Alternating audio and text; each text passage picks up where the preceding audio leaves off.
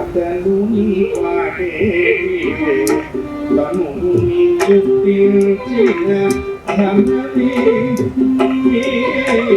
మనసు జ్ఞానము మాటలు నీ వాడేటివే తను నీ గుర్తించిన ధనమే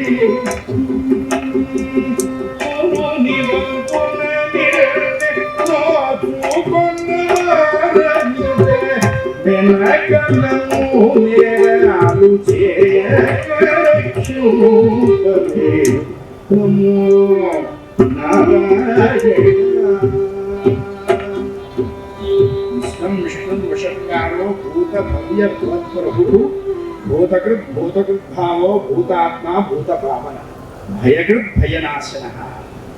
భయాన్ని కలిగించేవాడు ఆయనే, భయాన్ని నశింపజేసేవాడు ఆయనే.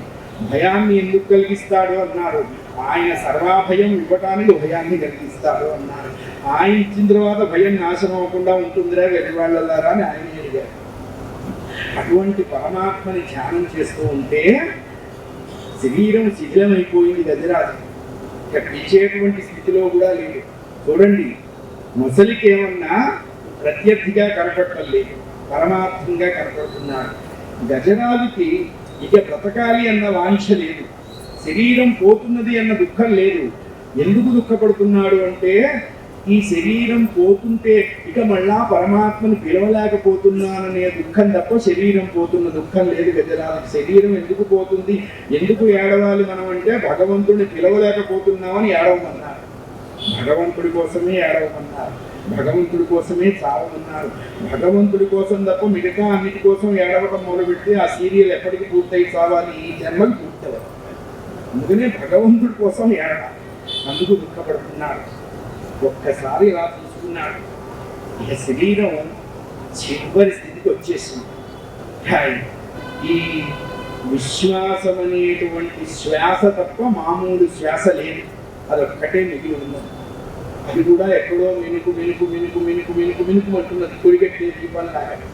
పరమాత్మ చెప్పుకున్నాడు, ఆయన 1000 సంవత్సరాలు దాంతో పోరాడి జీవితాన్ని నాశనం చేసుకున్నాను. ఈ కొద్ది సంవత్సరాలు నీతో పోరాడుతుంటే, దీంతో పోరాడుతుంటే పిలిచాను కానీ 2 పనులు చేయలేకపోయినాను.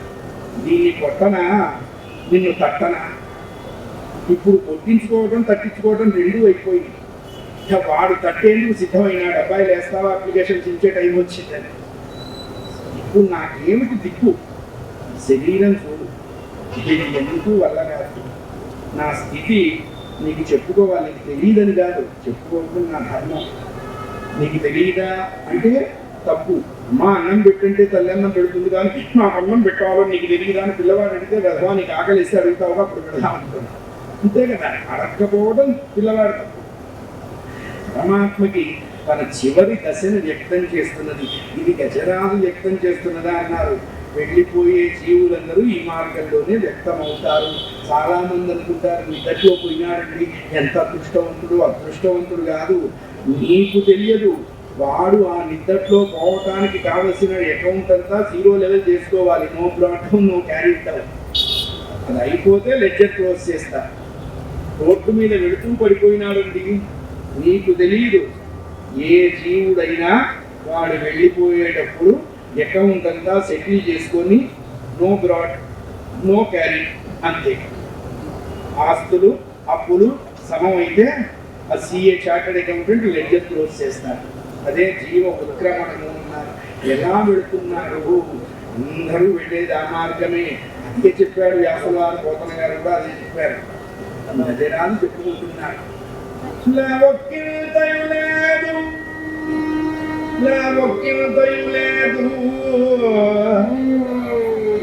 ధైర్యము విలోలంబయ్యే ప్రాణంబుల్ ఖముల్లప్పెను మూర్ఛవచ్చతను ఉండస్సెను శ్రమంబయ్యడి లావుక్కింతయు లేదు. వచ్చేస్తాం అక్కడ. మగవాళ్ళైనా జీవుడని అంటారు, ఆడవాళ్ళనైనా జీవుడని అంటారు. అక్కడ మగ జీవుడు ఆడ జీవుడు లేదు. జీవుడు కామన్ శబ్దం అయిపోయింది. వెళ్ళిపోతున్నారని తెలిసింది. తెలిసినప్పుడు వీడిని చూడటానికి మిగతా వాళ్ళు వస్తారు. ఇది విశేషం ఏమిటి అన్నారు. ఇదే విశేషం. ఇక్షుడు ధర్మరాజు గారిని అడిగారు. ఓ శవం దగ్గర నలుగురు కూర్చొని ఏడుస్తున్నారు. ధర్మరాజు గారిని అడిగాక ఏంటి అక్కడ వాళ్ళు ఏడుస్తున్నారు అన్నారు. మామూలుగా అయితే ఉంది, చచ్చిపోయిన వాడు కూర్చున్నారు ఏడుస్తున్నారు అని చెప్తాను. ధర్మరాజు గారు అలా చెప్తే ఆయన ధర్మరాజు ఎలా అవుతాడు?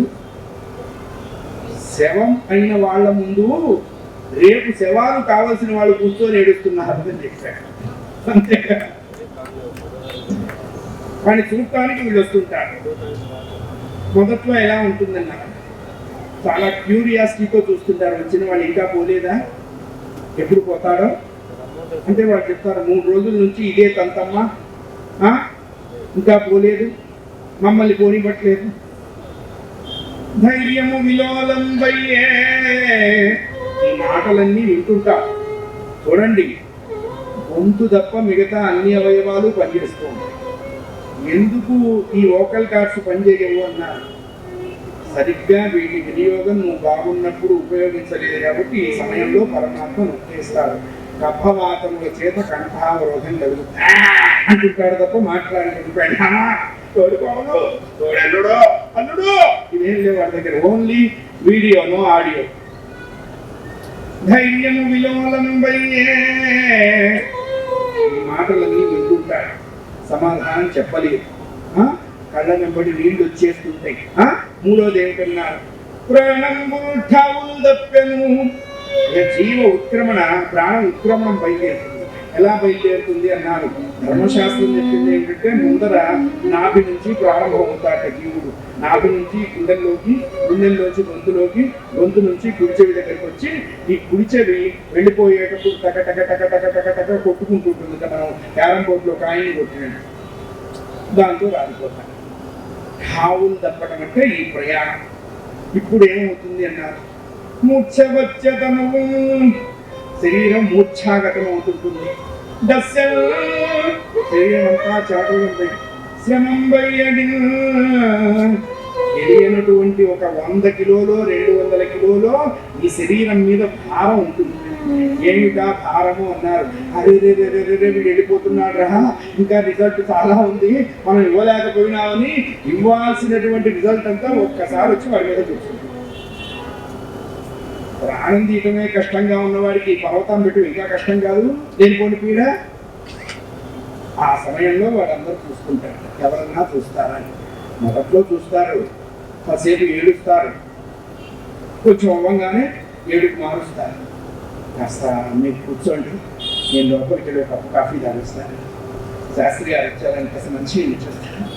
ఎందుకంటే ఇక్కడ కూర్చొని మరీ బోరు కొట్టేసి వీళ్ళు పోయి చాలడు, వీళ్ళు ఏడవకుండా ఉంటే బాగుండదు. వచ్చేవాళ్ళు అడుగుతారుగా, ఏమమ్మా అమాత్రం ఏడవట్లేదే, అందుకైనా ఏడవమ్మా, ఎవరన్నా అడుగుతారేమో అని ఏడుస్తుంటారు. ఇవన్నీ వీటికి గోచరం అవుతూ ఉంటాయి. ఈ సమయంలో మామూలుగా అందరూ ఏం చేస్తారన్నారు, అటు ఇటు దిక్కులు చూస్తూ, తేలిపాపు చూస్తూ, పెద్ద పెద్ద కేకలు పెడుతూ, మధ్య మధ్యలో వెనక తలుపు ఇవి చూస్తూ, ఎందుకంటే కుక్క లోపలికి దొరబడుతుందేమో అని వీడియాలి. కుక్కొస్తే నీకెందుకు, పక్కింటి అక్కొస్తే నీకెందుకు, నీకు అయిపోయింది కదా. అంత తొందరగా వాసనలు పోతాయా అండి? చొక్కా తీసి కొంకికి తగిలించినంత తేలిక కాదు వాసనలు వదిలిపెట్టాలంటే. వాసనలు కొన్ని వేల జన్మల సంస్కార సాధన చేత కానీ నివృత్తి కావు. అందరికీ దేవుడు గుర్తురా. మరి గజరాజుకి ఎందుకు వచ్చాడు అన్నారు. వ్యాసుల వారు చెప్పారు, దాని పూర్వజన్మ అభ్యాసన యోగ బలము చేత జన్మచక్షుడు గోచరుడు కానీ శ్రీయపతి దివ్య సంస్కృతి కలిగే అన్నారు. మనందరికంటే ఎక్స్టర్నల్ క్వాలిటీ అది. అప్పుడు ఏం చేసింది అన్నారు, నీవే తప్ప ఇత పరం జరుగమన్నింపదగం దీను రవే ఈశ్వర కవవే వరదా సంరక్షింపు భద్రాత్మక. జయ బోలో భక్తవత్సల భగవాన్ కీ. రావేని కేకబెట్టింది. ఈశావాస్యమిదం సర్వం. ఈ సమస్త జగత్తుకి ఎవడు శ్వాస ఇస్తున్నాడో వాడే ఈశ్వరుడు. నన్ను రక్షించాలి. ఎందుకు రక్షించాలి? నా చర్మాంకంలో నీ పాదం పట్టుకున్నాను. ప్రాణం రక్షించమని కోరుకోలేదంటే గజరాజు ముందే చెప్పారు.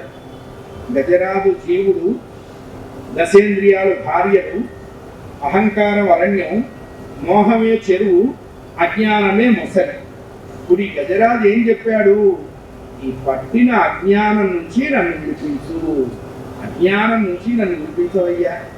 అందుకని విడిపిస్తే నువ్వు అక్కడి నుంచి చక్రం వదిలేస్తావేమో, కుదరదు, నువ్వు రావాలి.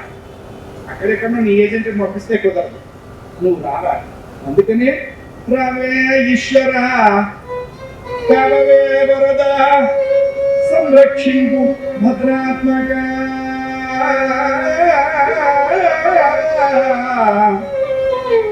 సర్వ ఆత్మలకు భద్రత ఆయన. ఎట్లా భద్రత అన్నాడు? మనం ఏదో ఈ లాకర్లో మన బంగారం పెట్టి అన్ని పెట్టుకుంటాం. ఆ లాకర్ మేనేజర్ వాడి దగ్గర ఒక తాళం పెట్టుకుంటాడు, మన దగ్గర ఒక తాళం ఇస్తాడు.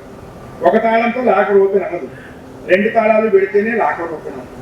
అలాగే ఈ సర్వజీవులని పరమాత్మ ఆయన లాకర్లో పెట్టాడు.